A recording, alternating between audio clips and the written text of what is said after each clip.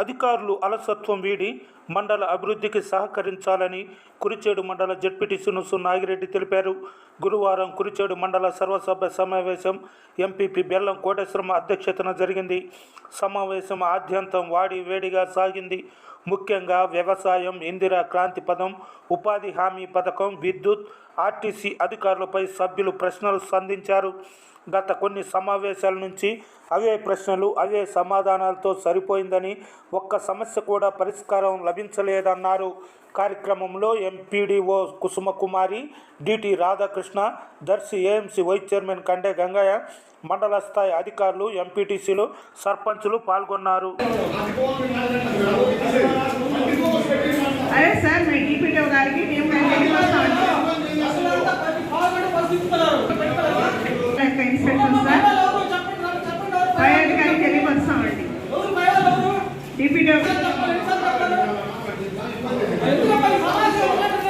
తెలియపరుస్తాం sir.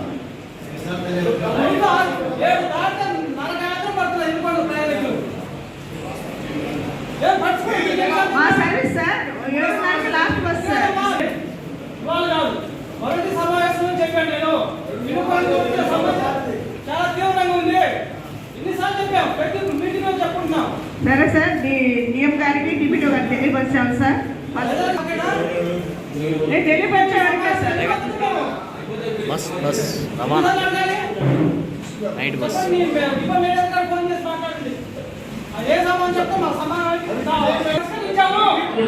పోరాడితే పోయేది ఏం లేదు. సమస్య పరిష్కారం తప్పక మౌనం పాటించడం వల్ల సమస్య పరిష్కారం కాదు.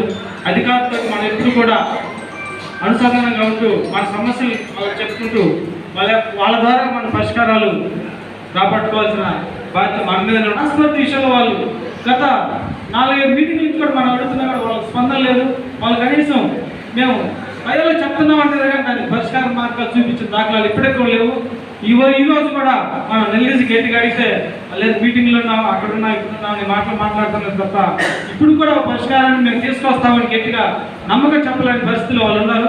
వాళ్ళు ఆ అలసత్వాన్ని ఎడనాడి ప్రజల సంక్షేమం కోసం, సౌకర్యార్థం కోసం వాళ్ళు చేయాల్సిన పనులు వాళ్ళే చేయాలి తప్ప ఇంకొకరు చేయాల్సిన పనులు కాదు. చెప్పేది అదే. ఈ ప్రజాప్రతినిధులు మాట్లాడేది ఏ డిపార్ట్మెంట్ కోపంతో వాళ్ళ మీద ఈశ్వరతో మాట్లాడే మాటలు కావి ప్రజలు ఇబ్బందులు చూసి మాట్లాడాల్సిన మాటలే తప్పక వాటిని మీరు వక్రీకరించుకోవాల్సిన అవసరం లేదు. అన్నితో భావించి సహకరించమని ప్రతి ఒక్క అధికారులు కోరుకుంటున్నాను.